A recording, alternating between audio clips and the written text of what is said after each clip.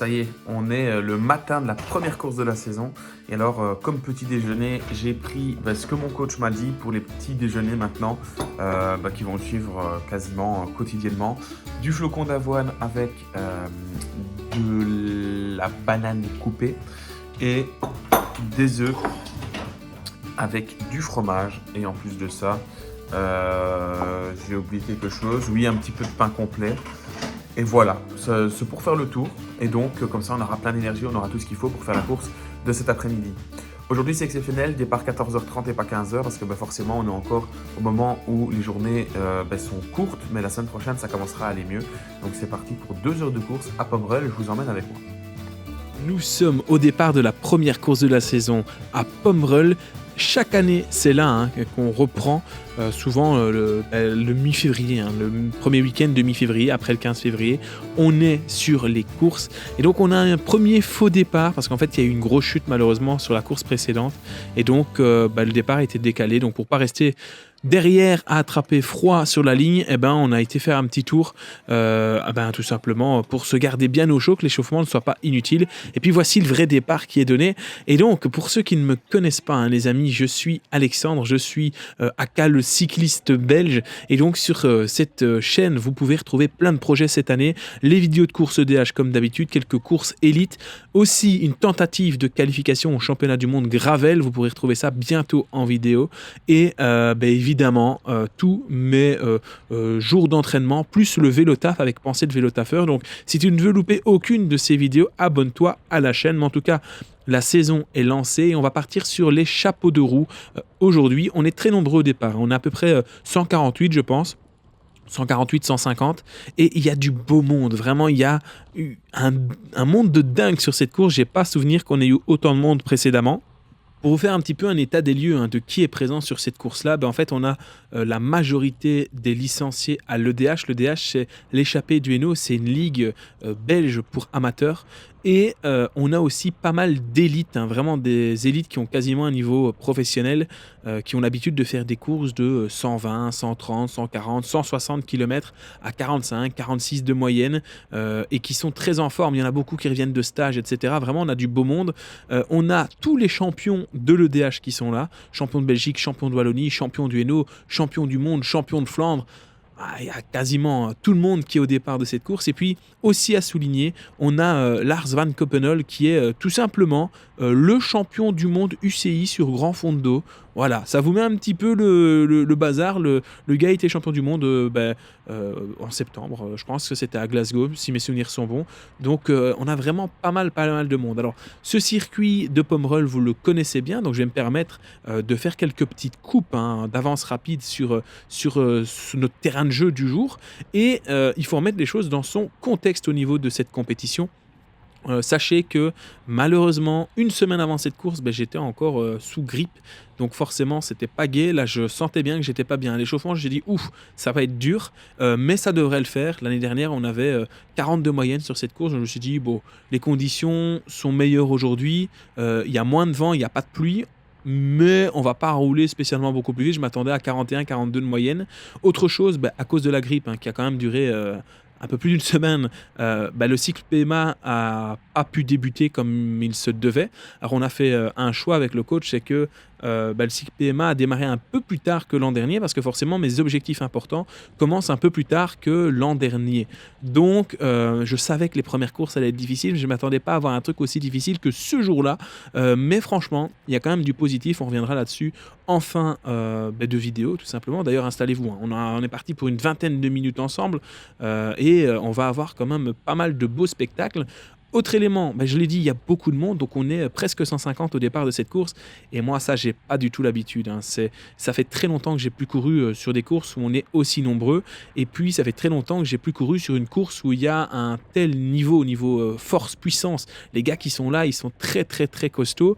Et moi, j'ai aussi, il faut le souligner, arrêté ma saison l'année précédente aux alentours du 15-20 août. Donc, si on fait le calcul, allez, on va pas compter août, mais septembre, octobre, novembre, décembre, janvier, février, je suis resté 6 mois sans faire de compétition cycliste. Il faut savoir que c'est la plus grande période d'inactivité que je n'ai jamais eue depuis que je fais du vélo, sauf évidemment quand j'avais fait une petite pause où j'avais arrêté complètement. Mais d'habitude, je cours bien plus souvent que ça, vu que la saison s'arrête en octobre. Donc je reste coupé novembre, décembre, janvier. Et puis février, je suis déjà reparti. Donc il y a 3 mois et demi où il n'y a pas de course. Là, il y a quasiment le double. Donc forcément, ça a aussi une incidence parce que vous perdez vos repères, vous perdez votre façon de rouler, vous perdez votre façon de prendre les virages. Et puis l'intensité des compétitions, quand vous arrêtez pendant 3 mois et demi, vous perdez bien évidemment, vous continuez à vous entraîner, mais je veux dire, l'intensité des relances, l'intensité des coups de bordure, vous les perdez déjà en 3 mois et demi, mais alors imaginez en 6 mois, là je redécouvrais tout. J'avais l'impression d'être vraiment un néophyte complet et d'être à la rue sur cette compétition. Mais évidemment, j'ai beaucoup de bonnes excuses, les amis. La grippe, le fait de ne pas avoir fait de PMA, le fait aussi de ne pas avoir spécialement respecté le plan de coach Mama ces dernières semaines pour diverses raisons. Donc, ça faisait pas mal de trucs à gérer. Et donc, vous voyez, je vous ai mis un petit peu la caméra arrière ici. Je suis parti plus ou moins première moitié de peloton. Et là, je commence déjà à me retrouver en fond de peloton. Et il faut savoir quelque chose, c'est que dans le vélo, soit tu gagnes des places, mais si tu ne gagnes pas de place, tu peux être sûr qu'en fait, tu es en train d'en perdre. Et c'est ce qui va se passer. Plus les virages vont arriver, plus je vais perdre des places. Donc, je vais reculer jusqu'au moment où je vais me retrouver en dernière position. Et ça, évidemment, d'habitude, dans les vidéos, je vous dis ça. Je veux être derrière, je me sentais bien, je sais que j'ai la force pour remonter quand je veux, et c'est vrai. Et là, dans ma tête, je me dis, ça va être la même chose. Quand je vais vouloir remonter, voilà, je vais passer et je vais remonter. Sauf que, malheureusement, par manque de fraîcheur, par manque peut-être d'entraînement intensif, parce que les kilomètres, ça, je les ai, peut-être parce que je ne suis pas frais, et puis de toute façon, restons logiques et honnêtes, j'avais pas pour objectif d'être en forme en ce début de saison. Moi, j'aimerais bien être en forme plutôt au mois d'avril, mai, donc on a encore un petit peu de temps. Donc, voilà, il n'y a pas de quoi paniquer, mais c'est vrai que je m'attendais à avoir cette course à être plus facile. Et en fait, pas du tout. Ça roule très très vite. Donc, il faut savoir que là, actuellement, on a plus ou moins 45,5, 46 de moyenne. Si vous regardez en bas à gauche, le compteur descend rarement en dessous des 45 km/h. Et on va même atteindre parfois les 60 km/h dans des lignes droites. Et donc, ça roule extrêmement vite. Et donc, le rythme est étouffant. Le cardio, ça va. Mais par contre, je n'ai aucune force dans les jambes. Je n'arrive pas à tourner les jambes. Et en plus de ça, j'ai un souci de dérailleur avant. Je ne sais pas ce qui s'est passé, mais c'est pas un problème qui... J'ai déjà eu ça une fois et on l'avait réglé. Mais ici, j'ai à nouveau un souci. Mon dérailleur avant frotte. Et donc, j'ai la chaîne qui fait du bruit. D'ailleurs, certains d'entre vous, quand je me suis retrouvé à côté de vous, vous avez dit, mais t'as un problème avec ta chaîne. Mais je le savais, en fait. Il y avait un problème. Je ne sais pas pourquoi le dérailleur s'est désaxé. Enfin, bref. Depuis, le problème est réglé. Je touche du bois parce que la prochaine course, c'est demain à Calnel. Donc, j'espère que c'est bien en ordre et normalement c'est le cas. Mais donc il y a un enchaînement de petits pépins comme ça sur cette première course de l'année et tous ces éléments en fait je commence à avoir une fracture du moral là. Je me dis mais purée ça va pas quoi. Je dis j'arrive pas à remonter, je suis à bloc, j'ai pas de force dans les jambes, j'arrive pas à emmener mon braquet. Et je vois tout le monde qui a l'air bien autour de moi. D'habitude, c'est l'inverse. D'habitude, je suis bien et je vois tout le monde qui souffre. Et là, c'est l'effet inverse. Je vois tout le monde qui papote et tout à côté de moi. Et moi, je suis à bloc, quoi. Vraiment, et j'arrive pas à remonter, j'arrive pas à récupérer des positions, j'arrive pas à tourner les jambes. J'ai l'impression vraiment que quand je pousse sur mes pédales, il y a quelqu'un qui essaye de pousser doucement dans l'autre sens pour m'embêter. C'est vraiment la sensation que j'ai sur cette course. Enfin, en tout cas, sur ce début de course, parce que vous allez voir qu'après, ça va aller un peu mieux. Mais c'est terrible. Et alors, je me rends vite compte que il y a un gros décalage entre le rythme à FTP. Donc, quand je suis aux alentours de 320, 360 watts, je me sens très bien. Je papote avec les camarades. Donc là, il y a Gauthier à gauche avec son cuissard noir, maillot rouge. On papote. Il me dit, regarde, j'ai mis un nouveau plateau de 56 dents. Déjà là, je fais, oui, purée, le mec, il n'est pas là pour rigoler. Je dis, ouais, ça roule vite. On a 46 de moyenne. Il me dit, non, mais c'est normal. Bref, on discute un petit peu. J'essaie de lui parler en néerlandais. Il me répond en français. Il parle très bien français. Bref, et je me dis, là, je suis dans ma zone de confort. Mais systématiquement, quand il y a des relances ou des grosses accélérations, là, je suis en dehors de ma zone de confort. Et ça, évidemment, il n'y a pas de secret. J'ai travaillé énormément l'endurance. Logique, j'ai des objectifs de très longue distance qui arrivent à partir du mois d'avril. J'ai travaillé le sweet spot. Donc, je suis assez bien dans tout ce qui est endurance haute, zone 3, etc. Et naturellement, je me sens assez bien dans la zone 3, zone 4. C'est un rythme que j'aime bien, dans lequel j'aime bien rouler. Donc, quand je suis autour de 180 pulsations, je me sens vraiment dans ma zone de confort et je peux papoter, je suis bien. Sauf que quand je dois faire des efforts à PMA, comme j'ai pas encore travaillé la PMA à ce moment-là, depuis j'ai fait une semaine ici où j'ai travaillé la PMA pour que évidemment ça aille mieux. Comme je n'ai pas travaillé la PMA, à chaque fois qu'il va y avoir des accélérations, je vais vraiment me retrouver dans le dur. Et là en fait, il y a un truc qui va me piéger, c'est très con et ça doit pas arriver. Donc là j'ai papoté un peu avec Gauthier qui est devant. Et là le dossard 161, donc c'est Lars Van Copenhol, le champion du monde. Donc il a son maillot de champion du monde UCI. Donc là on parle pas de l'EDH. Le mec est champion du monde UCI grand fondo.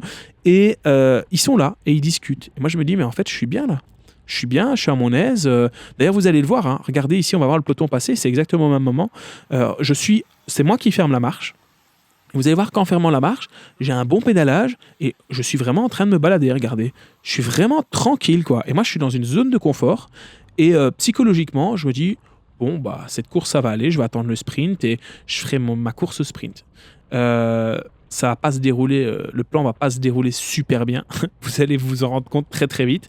Je crois que sur cette course, il y a vraiment tout ce qu'il faut pas faire. Donc je sais, hein, vous allez être dur avec moi dans les commentaires, mais vous avez raison. Je crois que pas préparé, mais forcément ça c'est normal. Il faut suivre le plan d'entraînement. Là je suis pas prêt. Je serai prêt au mois d'avril plutôt. Donc ça, on y sera vite. Hein, c'est dans un mois. Hein. Cette course, c'était pour reprendre le rythme, pour reprendre la confiance. Et puis finalement, je pense que justement, cette confiance, il y a un excès de confiance. Je me dis, bon, Alex, l'année dernière, tu as fait une super saison. Cette année, tu t'es préparé encore mieux. Donc, il n'y a pas de raison que ça n'aille pas. Donc, j'y suis allé un petit peu en mode touriste. Sauf que sur ce tour-là, on va rouler à une vitesse phénoménale, les amis. Ça va rouler, mais comme pas possible. Donc on va passer on était à 46, puis là dans les rues on a ralenti, on va se retrouver à nouveau à 45,5, 46 de moyenne. Et ici on a un vent défavorable qui vient de la gauche. Et donc, 3/4 droite, pardon, excusez-moi. Et donc, j'arrive à trouver une petite place pour me mettre derrière le champion du monde ici, le 161, champion du monde UCI. Mais je sens bien que sur ce genre d'effort où ça roule très très vite, mais comme je vous disais précédemment, je n'arrive pas à emmener mon braquet et je n'arrive pas à tout simplement pousser des watts qui sont à PMA. C'est très compliqué pour moi. Et regardez ici, on a une grosse accélération. Contrairement à tout à l'heure, le peloton est complètement en file indienne. Et moi, derrière, on va me voir arriver. Je suis loin, hein. Je suis vraiment très très loin. Le placement est catastrophique. Hein. Comme d'habitude, Joachim, il va passer sur la vidéo, il va me dire Alexandre, tu peux pas rouler dans ces places-là. je préchote les commentaires. Donc là, je suis bien. Sauf qu'à la relance à cette ligne d'arrivée, alors je ne l'ai pas filmé parce que j'avais éteint la caméra parce que dans ma tête tout se passait bien. En fait, il va y avoir une grosse accélération, une bordure. On va monter à plus de 56 km/h, vent défavorable à cet endroit-là. Et donc, je vais me retrouver derrière deux gars qui vont sauter à la pédale et je suis derrière eux. Et dans une bordure à presque 60 km/h, il n'y a pas de secret. Quand le mec devant toi laisse un trou de 3 mètres, tu ne rentres pas. Et donc, là, je me dis merde. Je me dis, c'est foutu, je rentrerai plus. Donc, je vais me retrouver avec Julien, qui est ici devant, qui est un membre de la Team Foudre, du coup, je côtoie aussi l'hiver. Et on va se mettre à prendre des relais. Et là, je me dis, mais c'est pas possible, Alex, tu viens vraiment me merder, il n'y a rien qui va. Ok, t'es pas en forme, ok, t'as eu la grippe, mais même avec la grippe, même pas en forme, je suis censé tenir ça. L'erreur principale ici, c'est le placement. Ça n'aurait pas dû arriver. Donc, et là où je suis encore plus dégoûté, c'est que... alors c'est assez spécial parce que ça m'arrive souvent maintenant parce que avec le nombre d'endurance et de sweet spot que j'ai fait, j'ai l'impression que je me suis un petit peu dieselifié. Je suis devenu un peu un diesel et le fait de travailler la PMA va faire du bien. Mais donc regardez, en fait, on va reprendre du monde. Plus on va rouler, plus on va reprendre du monde. Et en fait, à ce moment-là, ça fait à peu près 40 minutes qu'on roule et je me sens bien. Là, je vais pouvoir vraiment me déployer très très bien et je vais me dire, ok, ça va aller, on rentrera plus sur le groupe de devant, mais on est 150 au départ. Là, je vais jouer à peu près une 100e place, donc il y a encore 50 gars derrière. Ouais, c'était un peu le chantier, sur cette course, et puis même devant, allez voir la vidéo de Axel Gilsoul, Axel Cyclisme Évolution. Il a fait une très bonne vidéo, lui il a joué les premières places, il est très en forme, il revient de stage en Espagne, et donc à l'avant c'est aussi le chantier. À l'avant il y a des groupes partout, il n'y a pas un gros peloton seul, et donc ici on va tout simplement se relayer, et ça va durer très longtemps parce que la course fait 80 km, on est qu'au 30e kilomètre, donc pendant 50 km on va se relayer et l'objectif, quitte à avoir foiré la course, c'est pas une raison pour s'arrêter sur le côté et abandonner. Voilà, on va faire des kilomètres, on va travailler, la course faut pas oublier que moi, cette course-là, comme toutes les courses du début de saison, ça reste des courses de préparation. C'est pour prendre le rythme, c'est pour faire des efforts, c'est pour pouvoir travailler le seuil, la PMA de façon ludique et surtout en reprenant confiance parce que quand tu n'as plus fait de course depuis 6 mois, pour un gars comme moi qui a besoin de beaucoup de confiance pour être en forme, hein, il y a plus de blocage psychologique que de blocage physique chez moi. J'ai besoin de reprendre confiance. Et donc, j'ai besoin de réapprendre à prendre des virages à 45-50 km/h. J'ai besoin de réapprendre à frotter. J'ai besoin de réapprendre à me replacer à l'avant.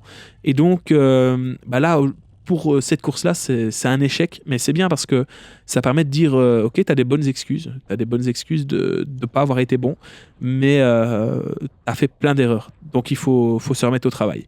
Tant au niveau de l'entraînement qu'au niveau du placement pendant la course. Donc, forcément, vous vous en doutez, je suis hyper motivé pour la course de demain, même si on sait que c'est pas en une semaine que tous les problèmes seront réglés. Hein. Il va falloir attendre le mois d'avril, hein, comme prévu, pour que la PMA soit à jour et que ça aille mieux. Mais donc ici, on va se faire rattraper par le peloton des B. Alors les B, c'est les dossards jaunes. Ils sont partis 1 minute après nous. Et donc là, après 40 km, ils viennent de nous rattraper. Donc on ne s'est pas complètement éteint, hein, quand même, en roulant là, à 3. Et donc on va se faire reprendre. Et donc là, on va continuer. Et je me rends compte en étant avec ces dossards jaunes, la catégorie B. Alors ne croyez pas que c'est la catégorie B. C'est pas comme en France. Ils sont pas moins forts. Hein. Ils sont juste plus vieux. Donc c'est des catégories d'âge en Belgique, mais la catégorie B, on a quand même des bons gros bébés, des belles grosses machines, et donc je vais rouler dans les roues avec eux, je vais pas les déranger, et puis finalement, je me rends compte qu'il y a énormément de A dans le groupe, et donc ici, à partir du 55e, 56e kilomètre, je vais travailler à l'avant du groupe, je vais prendre des relais, voilà, parce que l'objectif, je me suis dit, on va travailler, on va faire des efforts. Si on a du mal à reprendre confiance sur cette course au niveau stratégie, au niveau placement, au niveau relance, hein, parce qu'il y a aussi une grosse différence entre les relances que j'étais capable de mettre au mois d'août, hein, des relances au-dessus de 1000 watts pendant 5, 6, 10 secondes. Et là, j'avais du mal à envoyer 600 watts. Donc, bref, si tout ça ne va pas, je me suis dit, c'est pas grave, on va bosser et on va reprendre confiance là où tu as ton point fort, c'est-à-dire se mettre à l'avant du groupe et rouler comme un demeuré pour rien. Voilà, pour rien, mais juste pour l'exercice. De toute façon, les amis, faut bien comprendre un truc, c'est qu'à ce moment-là, je pouvais rien espérer. Je veux dire, je vais jouer une 100e place, autant s'amuser, quoi. Donc j'avais besoin de fun, je me suis dit, je vais rouler. De toute façon, il n'y a pas eu tellement d'attaques que ça. Et donc, la personne ici avec le cuissard noir et maillot bleu, j'arrive pas à lire le dossard, c'est le coureur qui m'a dit, ah mais t'as un problème avec ta chaîne. Mais je le savais, c'était une des raisons pour lesquelles j'étais dans ce groupe-là, pas que, mais une des raisons. Et donc, on va continuer. Et puis là, on est dans le dernier tour et pour que vous sachiez, hein, dans ce dernier tour, il y a en fait les coureurs de la catégorie B, ils avaient un tour à faire en moins que nous, donc eux, ils ont fini leur course et nous, on va partir pour notre dernier tour. Donc c'est un tour de 10 km. Donc là, on va partir vraiment pour faire notre ultime tour sur cette course-là. Et on va se mettre en route. Et là, je vais continuer quand même à rouler. Il me semble que c'est Baptiste, le coureur qui est en bleu, qu'on a vu précédemment. Mais donc, on va rouler. On va rouler tranquille. Et moi, mon objectif, là, je me dis, je m'en fous. Je vais pas faire le sprint. Je vais pas m'amuser à faire un sprint ou à attaquer pour faire 100e. Moi, mon objectif, c'est vraiment de rouler là, de travailler le seuil, de travailler un peu la PMA sur les ponts d'autoroute. Et on rentrera à la maison, à la casa, et tout ira bien. Donc, voilà, petite vidéo, j'aurais bien aimé, hein. J'aurais bien voulu, comme l'an dernier, vous montrer une course où dès l'entrée, je suis super en forme et tout va bien. Mais il faut être honnête, hein. Je vais pas commencer à vous raconter des carabistouilles, comme on dit ici. J'étais pas bien sur cette course pour diverses raisons qu'on a déjà énumérées précédemment.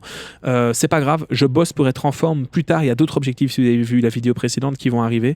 Et donc, je suis pas trop inquiet parce que malgré le fait que sur cette course-là, ça n'ait pas été, je suis convaincu, je le sens en moi, j'ai tellement bien bossé l'endurance et le seuil, le sweet spot, que j'ai l'impression que avec la PMA en plus et le repos, parce que là, à partir de ce soir, vous voyez la vidéo, moi je suis en vacances pendant 17 jours, les amis. Donc là, déjà, ça va faire du bien parce que j'étais au bout du rouleau au boulot et il ne faut pas oublier que ça joue beaucoup, hein. La fatigue nerveuse a une grosse incidence sur tout simplement sur le corps. Et quand on se retrouve sur des courses comme ça, où il y a des gars qui tout simplement ne font que du vélo, pour certains, on ne peut pas faire le poids face à ces gars-là. Après, il y en a plein qui travaillent à côté et qui ont fini cette course sans encombre, hein. Ça n'explique pas tout. Mais sachez que moi, en tout cas, personnellement, j'ai l'impression qu'avec la PMA qui va venir derrière, je le sens très bien cette saison 2024. Et donc, évidemment, si tu veux rien louper de ma préparation, parce que la semaine prochaine, on se retrouvera exceptionnellement pendant les vacances, mardi ou mercredi, les amis, je ne sais plus, sur YouTube pour avoir l'épisode de Road to 2024, épisode suivant. Et donc, si tu veux rien louper et de ma préparation, et si tu veux rien louper des prochaines courses, n'hésite pas à t'abonner à cette chaîne YouTube et n'hésite pas non plus à me rejoindre sur Instagram. J'y partage plus quotidiennement mes entraînements et ma vie. Et donc, on va se quitter là-dessus. Je vais passer tranquillement la ligne d'arrivée en mode chill. On aura bien bossé sur cette compétition parce qu'on aura mis des watts quasiment identiques aux watts que je suis capable de mettre quand je suis en forme. Tout ce qui m'aura manqué, c'est vraiment les pics de puissance à PMA. Mais les amis, je vous promets que ça va venir. Nous, on se dit à bientôt. Ce sera à mardi et on se retrouve vendredi prochain pour une nouvelle vidéo de course. Ce sera la course de Calnel à laquelle je participe demain. Salut, des bisous!